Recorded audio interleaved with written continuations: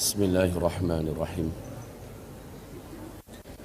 Assalamualaikum warahmatullahi wabarakatuh.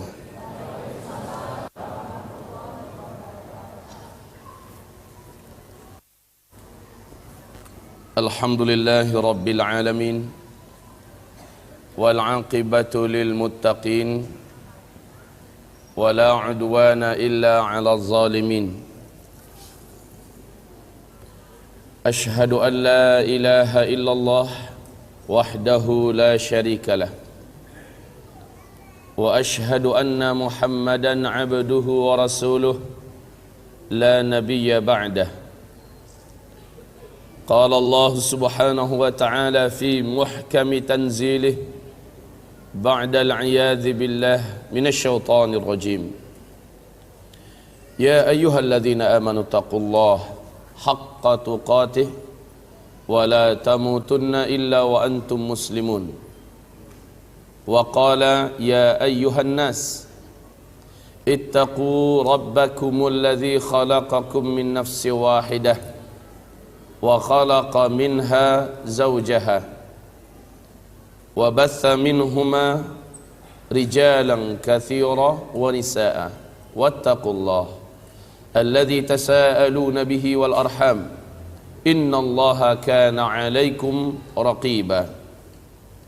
Wa qala ya ayyuhalladzina amanu taqullaha wa qulu qawlan sadida yuslih lakum a'malakum wa yaghfir lakum dhunubakum wa man yuti'illah wa rasulahu faqad faza fawzan 'azima. Allahumma arhamna bil Qur'an. Wa sadaqallahul azim.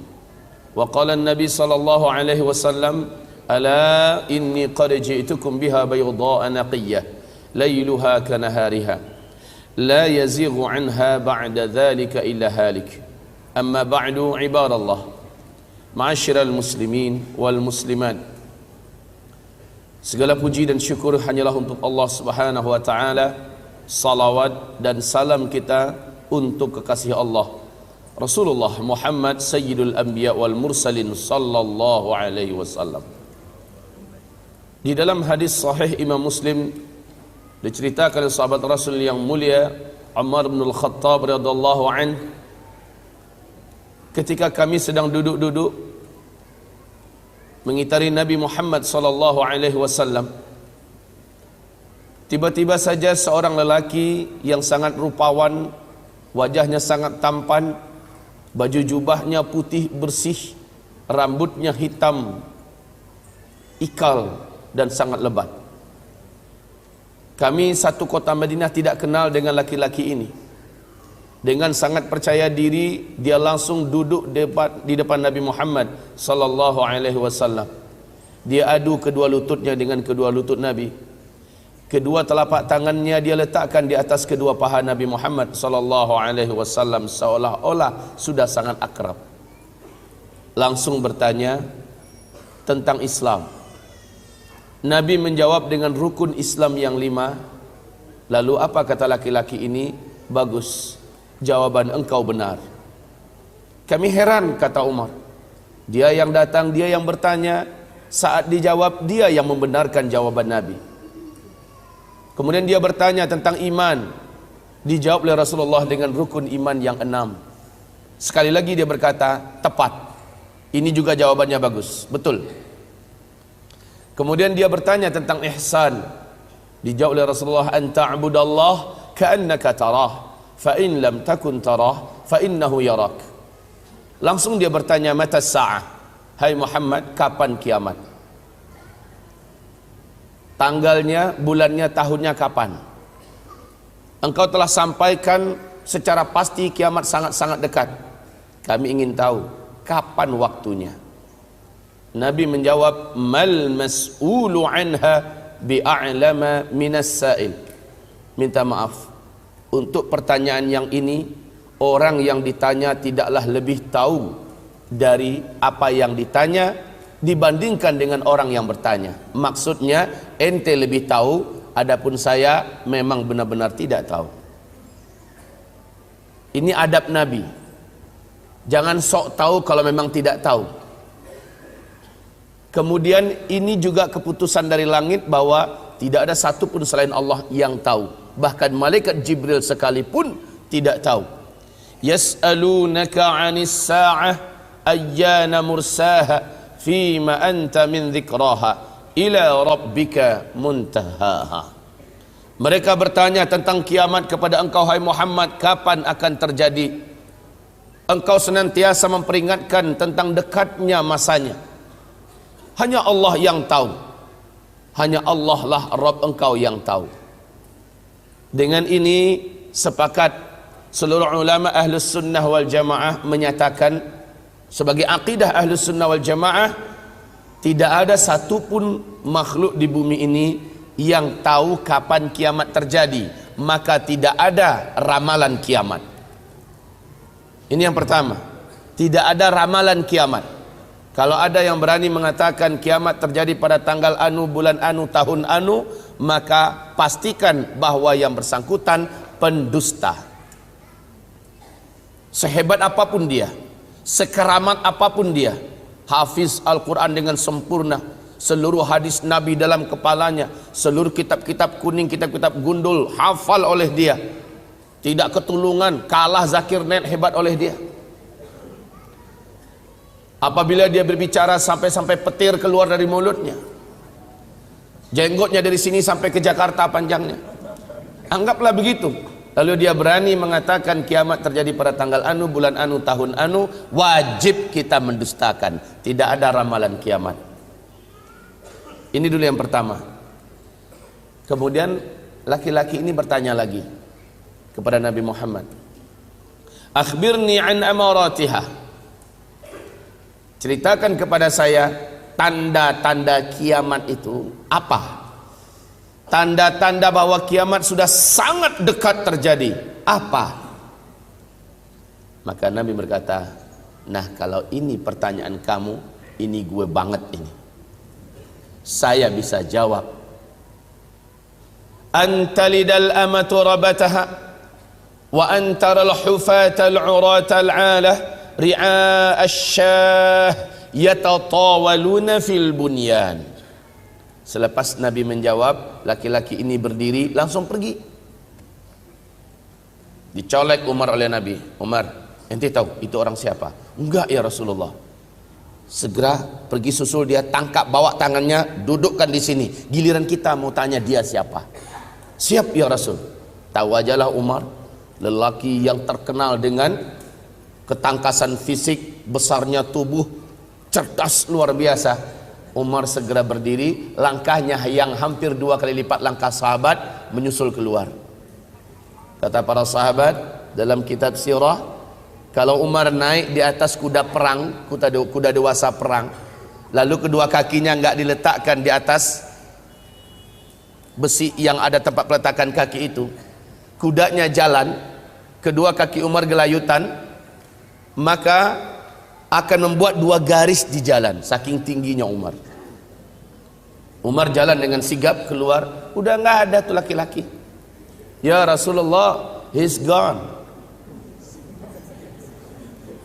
Dia sudah pergi, nggak kemana, hilang aja ya Rasul.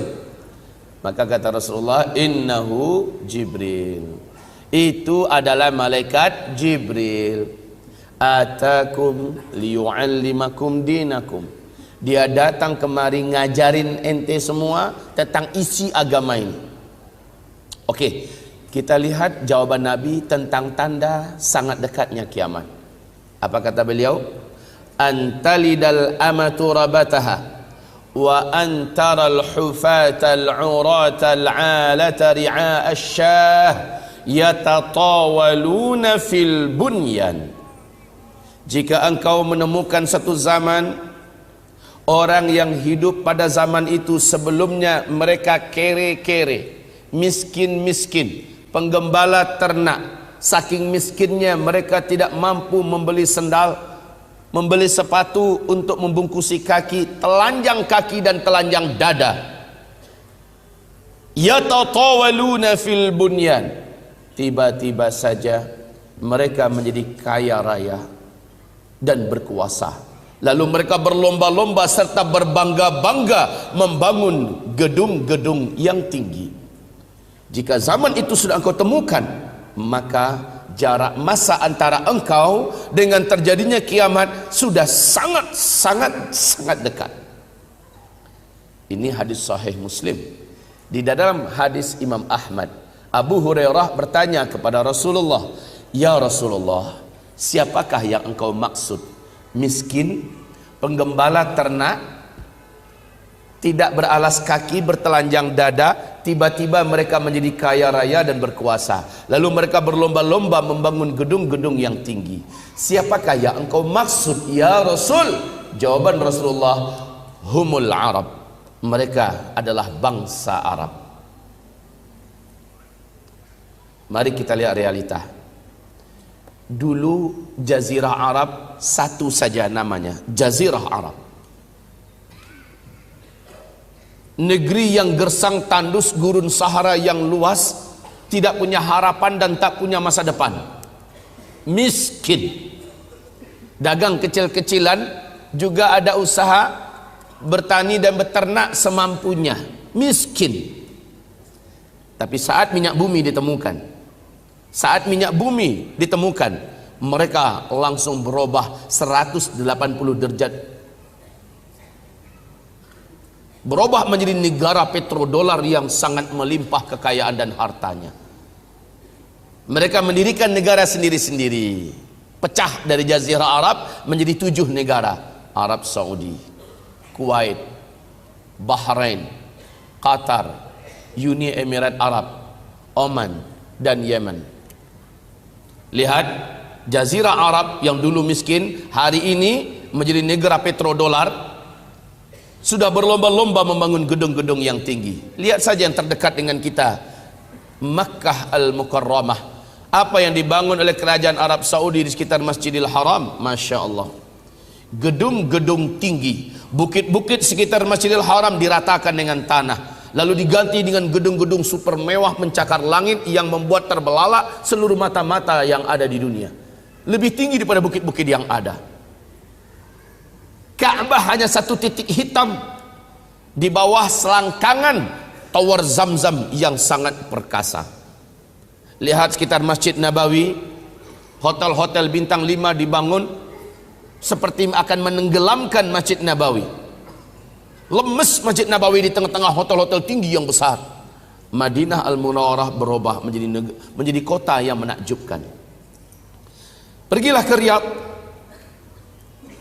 kita akan lupa kalau kita sedang ada di negeri Arab, karena kota itu telah disulap menjadi kota metropolitan ala Eropa dengan gedung-gedung tinggi pencakar langitnya. Silahkan datang ke Taif, negeri tandus penuh dengan bebatuan dan cadas bukit-bukit. Apa yang dibuat di Taif sekarang disulap kaum muslimin. Silakan lihat ke Jeddah, pusat perdagangan Timur Tengah di Jeddah hari ini. Ya Allah, ya Rabb, seperti di Eropa hamba-hamba Allah. Sekarang kita lihat kepada negeri Arab lainnya, Kuwait. Ada yang punya rezeki, mampirlah, lihat kota besar Kuwait. Ya Rabb, minder kota-kota yang ada di Eropa bila melihat kemajuan pembangunan yang ada di Kuwait. Abu Dhabi, ibu kotanya Qatar. Subhanallah, berbagai macam jenis dan model gedung-gedung terbaru bermunculan di sana, saling berlomba mana yang paling tinggi.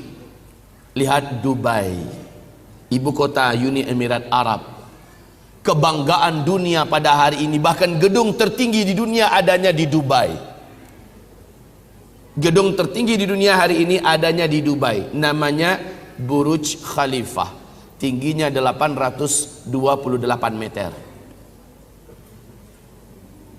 Apakah perlombaan membangun gedung yang tinggi dah selesai di Arab? Tidak. Saat ini sedang berlangsung tahun yang ke-6 pembangunan gedung yang direncanakan mengalahkan gedung tertinggi di dunia yang ada di Dubai. Di mana? Di Jeddah, di tepi Laut Merah.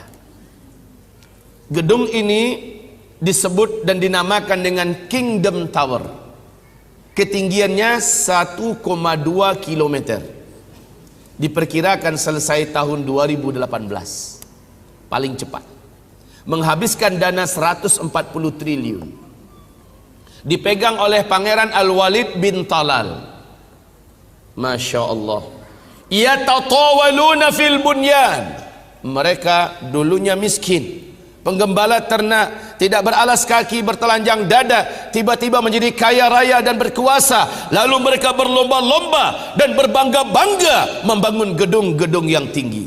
Jika zaman itu sudah engkau temukan, kata Rasulullah, maka jarak masa antara engkau dengan terjadinya kiamat sudah sangat-sangat dekat. Tanda yang tidak terbantahkan, fakta yang sudah kita temukan telanjang mata di depan mata kita. Ini yang pertama. Yang kedua, fakta bahwa kita sudah sangat dekat, bahwa ini benar-benar akhir zaman. Yang kedua adalah hadis Imam Ahmad berikut ini, dinyatakan oleh Syekh Ahmad Syakir, hadis ini sahih. Walaupun Syekh Albani mengatakan hadis ini hasan, tetapi ulama-ulama ahli hadisnya memberatkan kepada kesahihan hadis ini. Tentang 5 fase sejarah yang pasti dijalani oleh umat Islam sejak Nabi diutus sampai umat Islam lenyap seluruhnya dari muka bumi ini. Habisnya orang Islam. Rasul bersabda, takunun nubuwah fikum masyaallah an takun, thumma yarfa'uha Allah idza syaa yarfa'aha, ثم تكون خلافة على منهاج النبوة فتكون ما شاء الله أن تكون ثم يرفعها إذا شاء أن يرفعها ثم يكون ملكا عضا فتكون ما شاء الله أن تكون ثم يرفعها إذا شاء أن يرفعها ثم تكون ملكا جبريا فتكون ما شاء الله أن تكون ثم يرفعها إذا شاء أن يرفعها ثم تكون خلافة على منهاج النبوة ta'ummul arda. Di riwayat yang lain thumma sakat. Artinya umatku ini akan menjalani 5 fase sejarah. Awas, hati-hati, pegang ini hadis, lihat kondisi dan posisi kita di mana dalam 5 fase sejarah ini. Yang pertama, boleh saya mulai menulis? Mungkin bapak kami sebelah sini tidak dapat melihat apa-apa ya. Agak dimundurkan sedikit kali.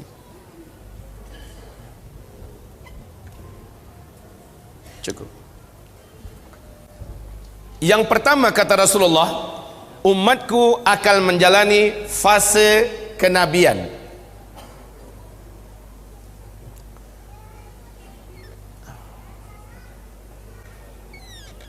Ini fase kenabian,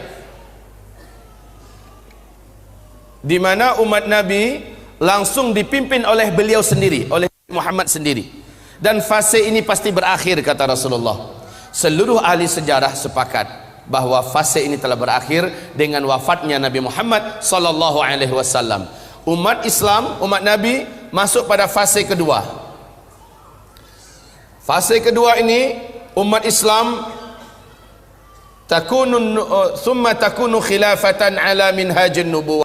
Umat ini akan dipimpin oleh khulafaur rasyidin dengan menggunakan konsep dan sistem kenabian.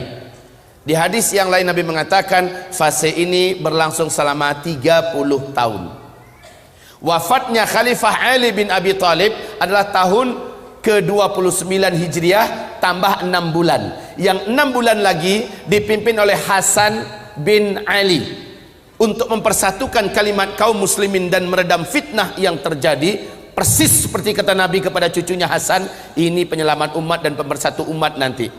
Benar, 6 bulan kemudian Hasan bin Ali menyerahkan kekhalifahan kepada Muawiyah bin Abi Sufyan. Maka tepat janji Nabi 30 tahun.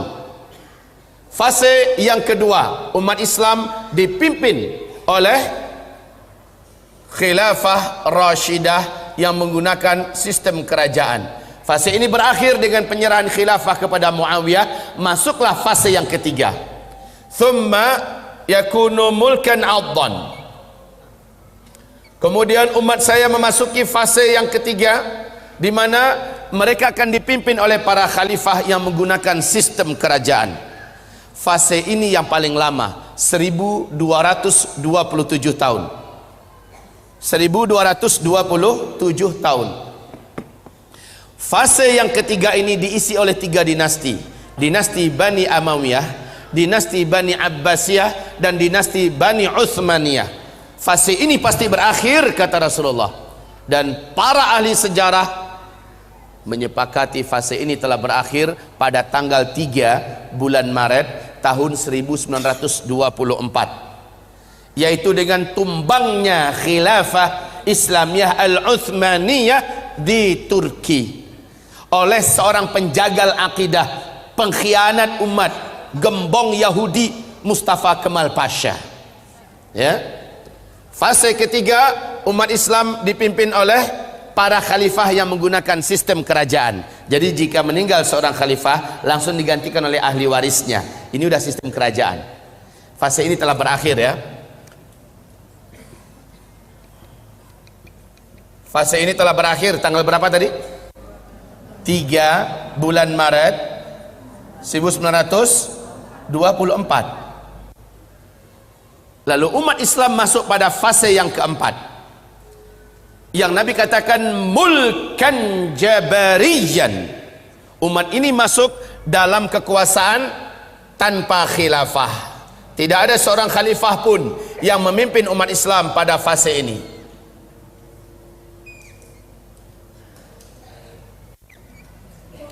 Tidak ada seorang khalifah pun yang memimpin umat Islam. Ini adalah fase kekosongan khilafah, yang diterjemahkan ke dalam bahasa Indonesia mulkan jabarian, yaitu fase kediktatoran.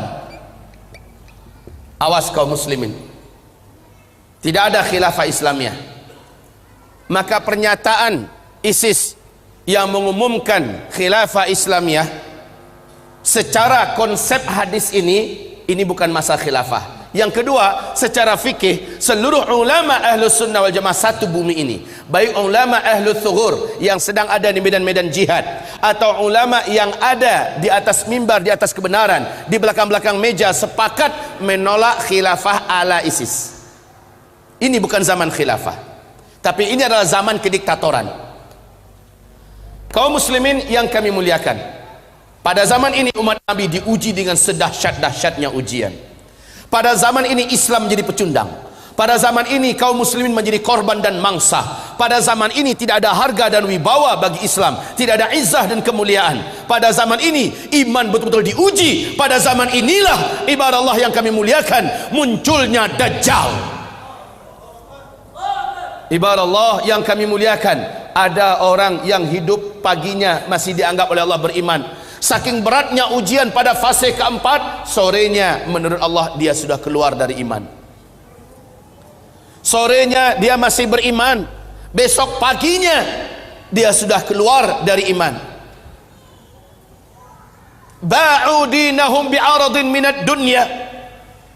Saking tamaknya dengan dunia, saking inginnya menyelamatkan hidup dunia, dia rela menggadaikan agamanya. Fase yang keempat pasti berakhir, kata Rasulullah. Fase keempat ini ternyata tidak lama, nggak pakai ribuan tahun,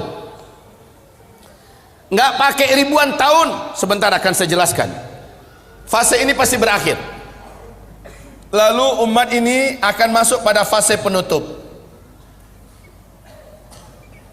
Umat ini masuk pada fase penutup, di mana Rasulullah mengatakan bisyarahnya bahwa kalian akan kembali memimpin seluruh dunia. Khilafah akan kembali tegak. Khilafah Islamiyah akan kembali tegak. Kaum muslimin, hamba-hamba Allah sekalian yang kami muliakan, janji Allah bahwa dunia akan kembali dipimpin oleh umat Islam ada dalam Al-Quran. Surat An-Nur ayat 55. Surat An-Nur ayat 55. Allah menjanjikan pada akhirnya umat Islam akan kembali memimpin dunia. Inilah dia fase khilafah ala minhajin nubuwah. tegak kembali khilafah. Siapa yang menjadi khalifah ketika ini? Jelas orangnya, keturunan kandung Nabi Muhammad, ahlul bait beliau yang mulia yang suci, Muhammad bin Abdullah yang bergelarkan Al-Mahdi, yang bergelarkan Al-Mahdi. Rasul bersabda, Al-Mahdi sejak menjadi khalifah di masa-masa fase kelima ini, beliau hanya hidup selama 7 tahun saja, lalu beliau meninggal dunia. Setelah Al-Mahdi meninggal dunia, kekhalifahan dilanjutkan setahun atau 2 tahun lagi kata Rasulullah oleh Al-Qahtani. Pelanjutnya adalah Al-Qahtani. Dan kata beliau, Al-Qahtani ini sama adilnya dengan Al-Mahdi, sama bijaksananya, sama arifnya, sama mulia akhlaknya, sama taatnya dalam beribadah. Al-Qahtani juga meninggal dunia serentak dengan seluruh umat Nabi yang hidup di muka bumi ini, serentak meninggal dunia dalam kejadian tanda besar kiamat yang ke-7. Inilah penutup fase yang kelima, ya, di mana serentak seluruh orang-orang beriman meninggal dunia, diwafatkan oleh Allah Subhanahu wa taala. Apa yang terjadi? Tanda besar kiamat yang ke-7 itu apa? Sebentar lagi saya akan sampaikan. Intinya kaum muslimin yang kami muliakan, inilah 5 fase. 5 fase sejarah yang wajib dijalani oleh umat Nabi Muhammad sallallahu alaihi wasallam, yang pada akhirnya dunia akan kembali dipimpin oleh khilafah Islamiyah. Mungkin saudaraku bapak mengenal dengan baik apa yang disebut dengan CIA. Siapa Pak? Intelijen Amerika Serikat. Di New York Times, CIA Amerika Serikat mengumumkan, menurut analisa mereka, menurut hitung-hitungan mereka, dunia masa depan memang akan kembali dipimpin oleh khilafah Islamiyah. Dan yang paling mengejutkan, mereka menyebutkan perkiraan tahunnya. Menurut mereka tahunnya adalah 2020, dunia akan kembali dipimpin oleh khilafah Islamiyah. Allahu Akbar. Jika ini benar, tapi tentu saja kita tidak disuruh untuk mengimani pernyataan ramalan orang-orang kafir. Sekedar tahu sih oke. Setidaknya kita tahu di New York Times, majalah paling bergengsi Amerika Serikat, CIA memberikan pernyataan yang spektakuler bahwa khilafah Islamiyah akan kembali memimpin dunia, startnya 2020. Ini pernyataan mereka. KGB Rusia, intelijen Rusia, KGB Rusia memberikan pernyataan yang nggak jauh beda. Apa pernyataan KGB Rusia? Puncak jaya-jayanya khilafah Islamiyah di masa yang akan datang adalah tahun 2025. Jika menurut CIA startnya 2020, maka menurut KGB Rusia 2025. Apapun kata mereka, bukan di sana kita membangun akidah dan keyakinan kita. Kita membangun akidah dan keyakinan kita di Al-Quran surat An-Nur ayat 55. Allah menjanjikan, setelah kamu kehilangan dan mengalami masa kekosongan kepemimpinan dunia, umat Islam tidak dipimpin oleh seorang khalifah pun, dan umat Islam benar-benar bulan-bulanan di sini, Allah menjanjikan kamu benar-benar akan menjadi khalifah kembali, pemimpin kembali yang akan mengayomi seluruh dunia. Ini janji Allah. Juga menurut hadis ini, Islam akan kembali memimpin dunia. Kaum muslimin, hamba-hamba Allah yang kami muliakan, 5 fase. 5 fase. Kita kembali melihat kepada pernyataan Rasulullah bahwa sejak beliau diutus sebagai nabi dan rasul sampai wafatnya seluruh umat Islam serentak di muka bumi ini, beliau menyebutkan hadis ini, hadis yang diriwayatkan oleh Abu Dawud. Status hadis ini dhaif. Status hadis ini dhaif. Bahkan ada yang sampai ke derajat dhaif jiddan, sangat lemah. namun masih dihitung masuk ke dalam hadis ahad. Karena turuknya yang banyak atau jalur periwayatan hadis ini banyak, naik derajatnya ke derajat hasan li ghairih. Boleh meriwayatkan hadis ini, tetapi adabnya wajib disampaikan status hadis. Kemudian adabnya juga umat tidak dibenarkan membangun akidah dan keyakinan di atas hadis dhaif, bahkan hadis hasan. Namun dia boleh diriwayatkan karena dia tetaplah hadis Nabi Muhammad sallallahu alaihi wasallam. Bagaimana pandangan Rasulullah tentang jarak antara beliau diutus? Ini start, ini start, dan ini adalah finish. Adalah finish. Wafatnya umat Islam serentak di muka bumi adalah finishnya. Sejak aku diutus sampai umat ini wafat, Allah telah mentakdirkan untuk umatku masa mereka di bumi ini hanya 1 hari saja di sisi Allah. 1 hari di sisi Allah kita ngitungnya berapa lama? Ya, surat As-Sajdah ayat 5 ya. Yudabbirul amra minas samai ilal ard thumma ya'ruju ilayhi fi yawmin kana miqdaruhu alfa sanah mimma ta'uddun.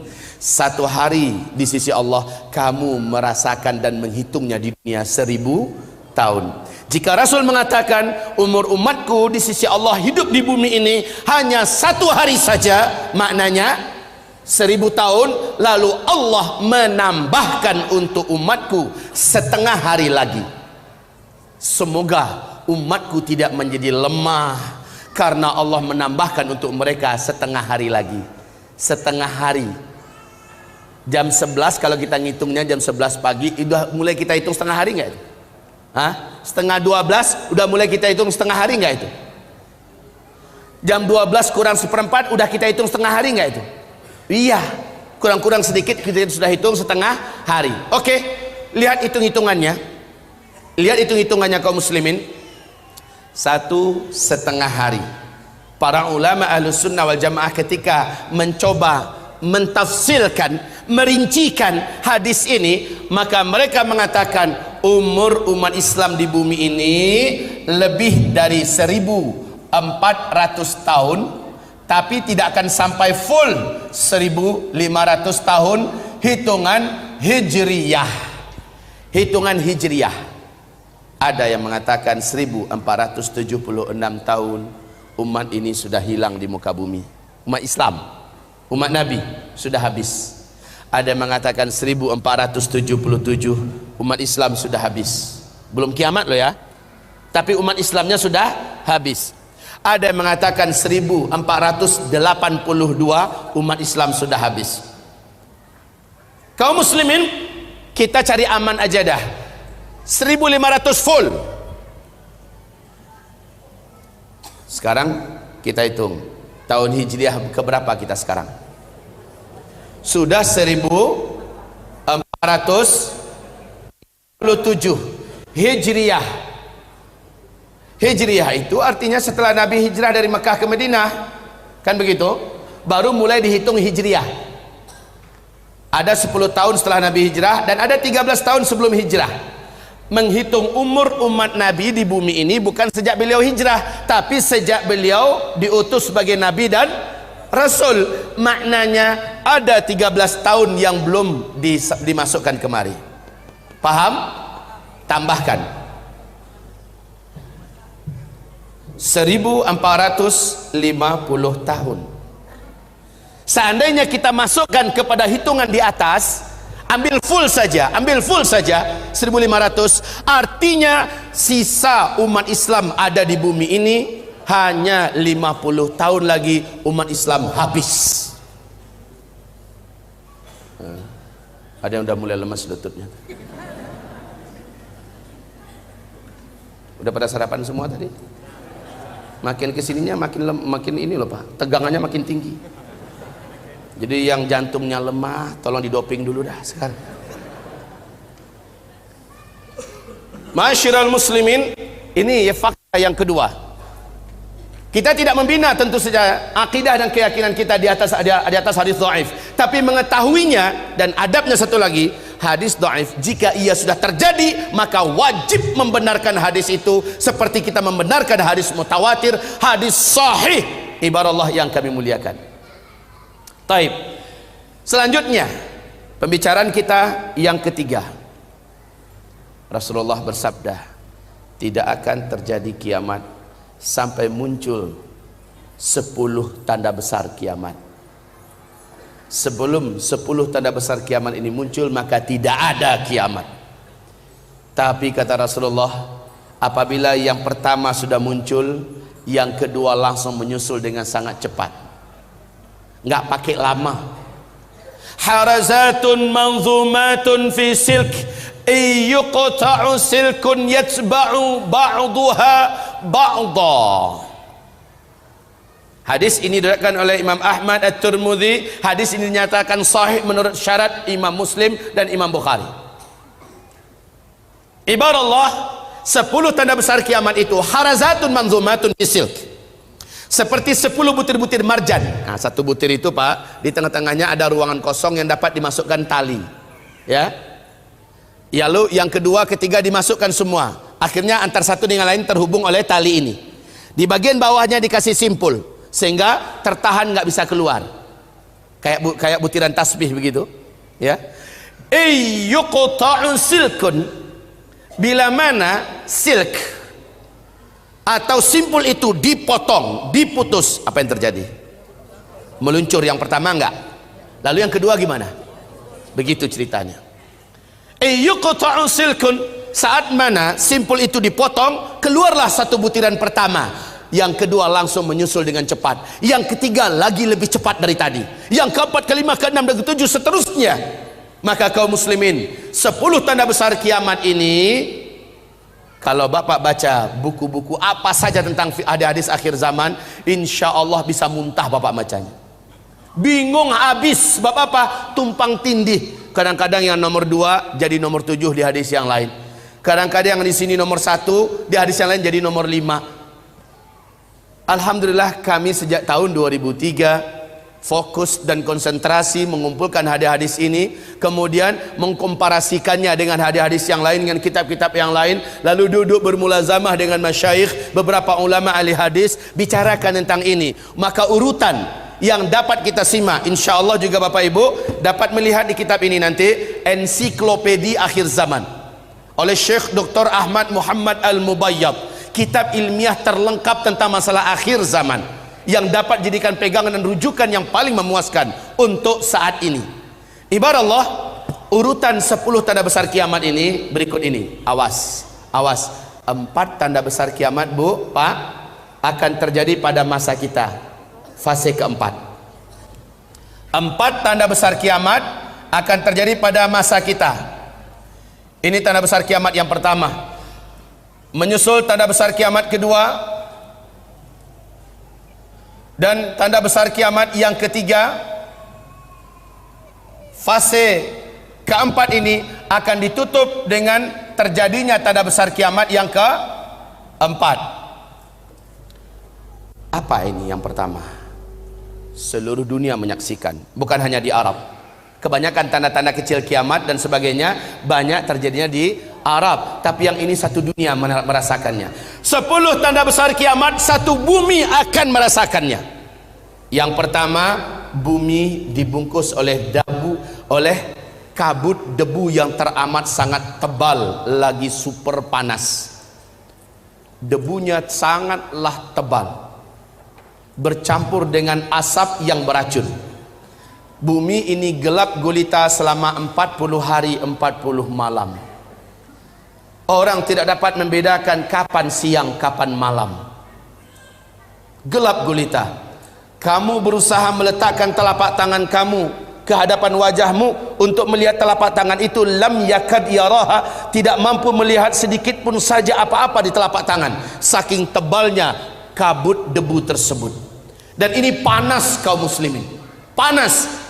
Lalu Rasulullah dalam hadis diriwayatkan oleh Ibnu Jarir, hadis dinyatakan dengan sanad yang jayyid, sanad yang bagus.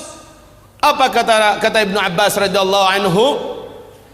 Rasulullah mengatakan saat kabut debu itu terjadi, orang kafir, satu bumi ini akan sulit untuk bernafas. Karena kabut debu ini seperti tidak menyisakan ruangan untuk oksigen. Panas. Sementara dari lubang hidung mereka mengeluarkan asap, dari mulut mereka mengeluarkan asap, dan dari lubang dubur mereka mengeluarkan asap. Adapun kulit mereka, orang kafir ya, adapun kulit mereka melepuh seluruhnya. Beberapa bahagian dari tubuh mereka meleleh dagingnya, menjadi jelek setelah itu. Kalaupun masih hidup, mereka sangat sengsara dan menderita. Nah, orang yang beriman, yang imannya lurus dan benar, tauhidnya benar, serta amal solehnya sebelum itu banyak. Lihat Al-Quran surat Al-An'am ayat 158, dinyatakan oleh Allah, orang beriman selamat. Seberat apapun kabut debu dan asap yang sangat tebal ini, orang beriman ketika melewatinya, berapa hari Pak? 40 hari 40 malam. Seberat apapun orang beriman dapat melaluinya dengan selamat. Mereka hanya seperti terserang flu dan demam saja. Gitu aja keadaannya. Tapi orang-orang ini, orang kafir. Dan juga dalam ayat surah Al-An'am ayat 158, orang beriman yang imannya menyimpang, orang Islam yang sebelum kejadian ini, sebelum kejadian tanda besar kiamat yang pertama ini, banyak buat maksiat, hobi buat dosa, mereka akan sependeritaan dengan orang-orang kafir, sama sengsaranya dengan orang-orang kafir. Awas, orang Islam yang hobi buat dosa, orang Islam yang hobi bermaksiat, yang minim amal solehnya, dia sama menderitanya dengan orang kafir. Peristiwa ini disebut oleh Allah, oleh Rasulullah, dan disebut oleh seluruh para ulama Ahlus Sunnah wal Jamaah dengan sebutan dukhan. Saking dahsyatnya dukhan ini, sampai-sampai Allah menyebutkan salah satu nama suratnya surat Ad-Dukhan. Ada dengar nggak? Surat Ad-Dukhan. Karena ini memang peristiwa yang sangat mencekam. Bayangkan Bapak Ibu, gelap gulita 40 hari 40 malam. Yang paling hebatnya, dalam masa kegelapan itu tidak ada teknologi yang dapat dipakai. Listrik padam mati seluruhnya total. Makanan andalan kita yang ada di kulkas gimana? Simpanan-simpanan kita seluruhnya membusuk. Ad-Dukhan selama 40 hari 40 malam. Sahabat-sahabat bertanya, ya Rasulullah, bagaimana cara kami membedakan waktu-waktu salat, bahwa salat zuhur dah masuk, asar dah masuk, gimana? Kamu kira-kira saja, kata Rasulullah. Ini kira-kira dah masuk asar dah nih. Ini kira-kira, mau ngelihat jam ya nggak bisa lagi. Gelap gulita pada masa dukhan. Bapak Ibu yang kami muliakan, masa dukhan ini apa penyebabnya? Penyebabnya itulah simpul yang akan kami jelaskan nanti. Dekatkah masanya? Sebentar, sabar, kan nggak kemana-mana kan? Insya Allah. Nah, selepas dukhan 40 hari 40 malam, selepas dukhan 40 hari 40 malam, ketika matahari sudah mulai nampak, debu yang tebal itu sudah mulai menyingsing.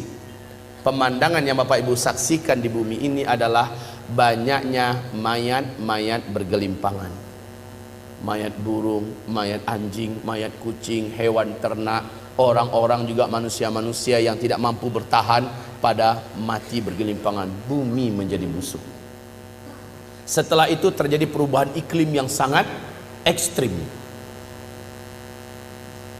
Panas yang sangat luar biasa, kemarau di seluruh dunia. Inilah dia tanda-tanda besar kiamat yang kedua akan terjadi. Keluarnya Dajjal. Keluarnya Dajjal.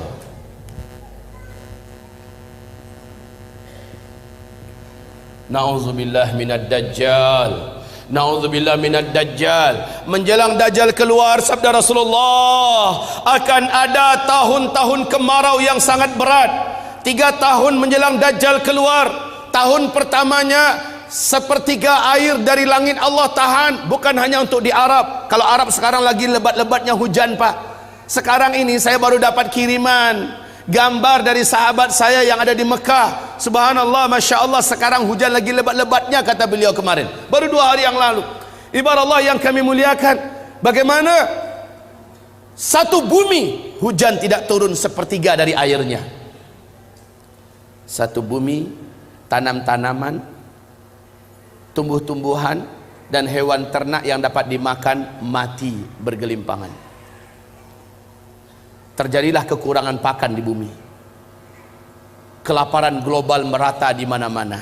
Kalau hanya satu Cina yang mengalami kelaparan, mungkin Indonesia bisa tolong, mungkin Thailand bisa tolong. Tapi ini satu bumi serentak. Orang sudah mulai kalap, hidup sudah kelihatan gelap, dunia seperti sempit. Kelaparan satu bumi. Orang berharap mudah-mudahan tahun kedua, tahun besok nggak kayak gitu. Ternyata kata Rasulullah, tahun kedua menjelang Dajjal keluar, 2/3 air dari langit Allah tahan, 2/3 tanam-tanaman di muka bumi dan hewan ternak yang dapat dimakan Allah biarkan mati. 2 kali lipat keadaannya, lebih parah daripada tahun sebelumnya. Ya Allah ya Rabbi, disinilah manusia banyak berputus asa. Akhirnya dalam hadis Sahih Bukhari di kitab Al-Adabul Mufrad, Rasulullah berkata, tidak akan terjadi kiamat sampai tetangga tega mendatangi tetangganya yang lain, lalu berusaha merebut makanan yang ada di tangan tetangganya dan membunuh tetangga itu. Saking laparnya, orang sudah hilang akal warasnya, kecuali orang-orang yang beriman, orang-orang yang sudah ada mental akhlak mulianya dan paham perkara ini. Saking beratnya keadaan itu, kata Rasulullah, banyak orang yang pergi ke atas tempat yang tinggi dan menjatuhkan dirinya. Banyak yang menghantamkan belati dan pisau ke tubuhnya. Saking beratnya keadaan, orang yang beriman yang melewati kuburan dan berkata, alangkah enaknya yang tinggal di dalam tanah itu, kalaulah saya di posisi dia. Saking beratnya keadaan. Ibarat Allah yang kami muliakan, inilah tahun kedua, tahun ketiga, di mana tahun itu Dajjal keluar, sama sekali air dari langit tidak lagi ada yang turun.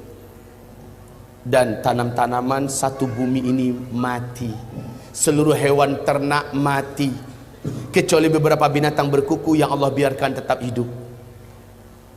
Dalam keyakinan kami, kuda salah satu di antara binatang yang Allah pertahankan untuk hidup, onta, ya, beberapa binatang berkuku lainnya. Selebihnya mati. Inilah puncak. Para sahabat bertanya, ya Rasulullah, jika itu kami temukan di mana Dajjal akan keluar, makanan tidak ada, bagaimanakah kami dapat bertahan hidup? Jawaban Nabi ketika itu adalah, makan minum kamu adalah zikir. Subhanallah walhamdulillah wa la ilaha illallah wallahu akbar. Siapa yang membaca ini berulang-ulang dan dia niatkan untuk ganti makanan, Allah akan jadikan perutnya kenyang, Allah akan jadikan tubuhnya terasa kuat. Inilah dia. Nggak akan mungkin bisa ke tingkat keyakinan itu kalau sebelumnya akidah dan imannya tidak dibenarkan, amalnya diasah dan rajin berzikir, rajin baca Quran. Nggak akan mungkin sampai ke tingkat itu kalau dia orang awam yang malas ngaji. Ibarat Allah yang kami muliakan. Jadi ketika Dajjal keluar, memang udah dinanti-nantikan, sebab isu langsung menyebar ke seluruh dunia bahwa saatnya sang penyelamat keluar, Dajjal. Tapi orang beriman kayak kita-kita yang sudah tahu perkara ini, mungkin siap menggadaikan hidup, siap mati asal iman selamat. Sebab kata Rasulullah, jangan pernah kamu berjumpa dengan Dajjal. Siapapun yang berjumpa dengan Dajjal, sekuat apapun imannya, pasti iman itu akan hilang. Dajjal itu bergelarkan Al-Masih, sang penghapus. Siapa yang berjumpa dengannya akan hapus imannya, akan menguap imannya. Kaum muslimin, kata Rasulullah, nanti akan ada seorang lelaki yang sangat percaya diri bahwa imannya tidak mungkin berubah jika ia berjumpa dengan Dajjal. Ketika ia keluar dan bertemu dengan Dajjal, saat itu langsung hilang imannya dan dia sujud menyembah Dajjal. Sampai mati dia tidak pernah lagi beriman kepada Allah. Jangan pernah mimpi untuk berjumpa dengan Dajjal. Jangan pernah mimpi untuk minta tanda tangan Dajjal, mau berfoto bareng Dajjal. Hilang imannya.